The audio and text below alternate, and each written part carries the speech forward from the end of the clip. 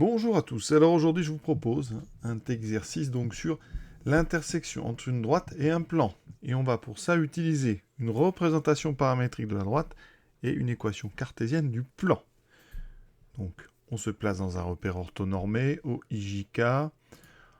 On vous donne donc la représentation ici suivante de la droite D, un plan P. On vous donne une équation cartésienne.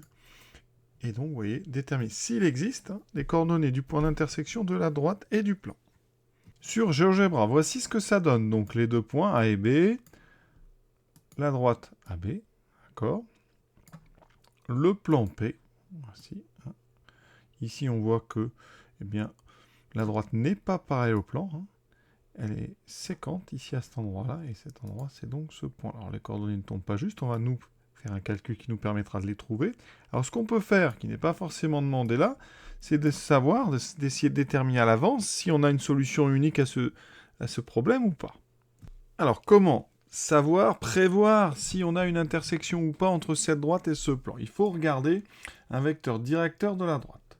Donc, on va prendre V, directeur de la droite, donc D.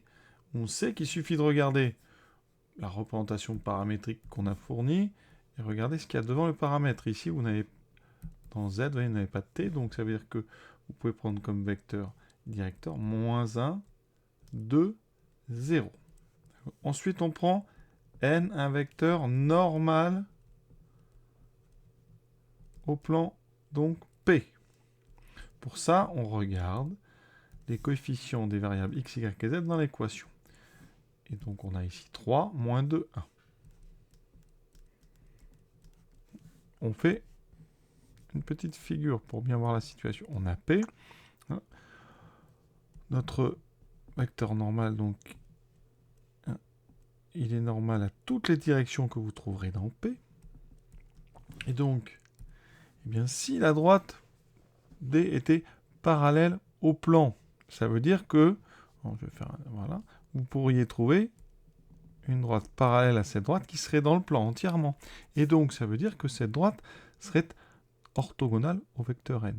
Donc, ça veut dire que pour savoir si une droite est parallèle à un plan, il suffit de calculer le produit scalaire entre son vecteur directeur et le vecteur normal du plan que vous avez. Donc, on fait V scalaire n. Ça fait ici moins 1 fois 3, moins 3. 2 fois moins 2, moins 4, plus 0. Vous trouvez ici moins 7 qui est non nul. Donc, ça veut dire que la droite n'est pas parallèle au plan. Et comme elle n'est pas parallèle au plan, et on sait qu'une droite et un plan, quand elles ne sont pas pareilles dans l'espace, eh bien forcément, la droite est séquente au plan en un seul point. Donc on va trouver une seule solution, un seul point d'intersection entre les deux. Comment on fait? Eh bien, un point M de coordonnées x, y et z, il appartient à l'intersection de P et de D, si et seulement si, eh bien ces coordonnées vérifient à la fois la représentation de D et à la fois l'équation de P. Donc vous avez un système ici, donc composé de 4 équations, les 3 qui formaient la représentation paramétrique, et la quatrième qui est l'équation cartésienne que vous aviez du plan P. Et ensuite, eh bien, comment on résout ça? On a 4 équations, 4 inconnues. Ça pourrait être très dur, mais ici, on a x, y et z en fonction de t. Donc, on va injecter dans la quatrième, dans l'équation cartésienne, le x, le y et le z qu'on a de la représentation paramétrique. Ça nous donne donc 3 fois... Alors, vous voyez à la place de ce x ici, eh bien, on va prendre ça et on va le mettre dedans. Donc, j'aurai 3 fois 1 moins t, moins 2 fois, ici, je prends cette relation que j'injecte à cet endroit-là, moins 2 fois donc 2t, plus eh bien, mon z ici, je l'injecte ici, et donc ça me donne plus, donc je mets des parenthèses, 5. Et on a toujours le plus 7 égale 0. On a devant nous maintenant une équation du premier degré. Une seule inconnue, c'est t, facile. On enlève toutes les parenthèses, donc on développe. 3, moins 3t, moins 4t, plus 5 plus 7 égale 0. dt, j'en ai moins 7. moins 7. D'ailleurs, vous retrouvez le produit scalaire que j'ai calculé tout à l'heure. Et ensuite, 3 et 5, ça fait 8. 8 et 7, 15. Voilà. Et on n'a plus qu'à résoudre. T est donc égal à moins 15 sur moins 7, donc T égale 15 sur 7.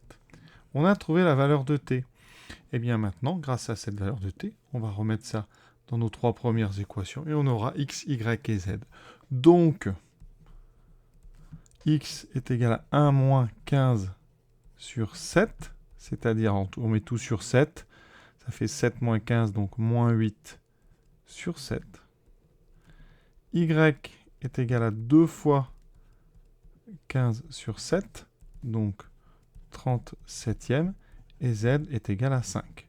Conclusion, eh bien notre point M, l'unique point d'intersection, a pour coordonnées moins 8 septième, 30 septième et 5.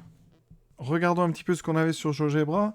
Vous voyez, j'avais indiqué ici une intersection qui s'appelait ici C. Alors nous, c'est notre point M, vous voyez.